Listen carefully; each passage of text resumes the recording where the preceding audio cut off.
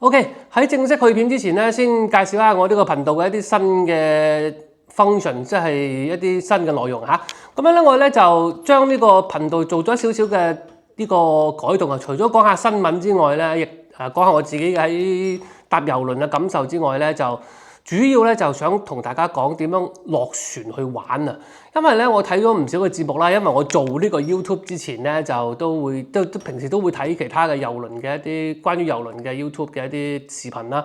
咁我發現咧佢哋有一個問題咧就係講20-30分鐘，比如話講那不勒斯啊，講20-30分鐘去玩點玩，咁佢哋花一大嘅價錢去玩㗎，大家都中意睇呢啲咁嘅嘢，好似好新奇咁樣。但係娛樂性夠強啊，但係就實用性好一般咯。咁那不勒斯其實最好玩嘅地方唔係那不勒斯上面係幾好玩，你當然你嘥錢去玩啊，梗係好玩啦。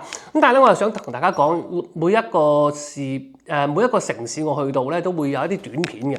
咁啊，用幾分鐘嘅時間睇10條8條幾十秒嘅短片咧，大家就可以覺得去到嗰個城市係點樣玩嘅啦。大家可以睇下啦，即係睇下嗱。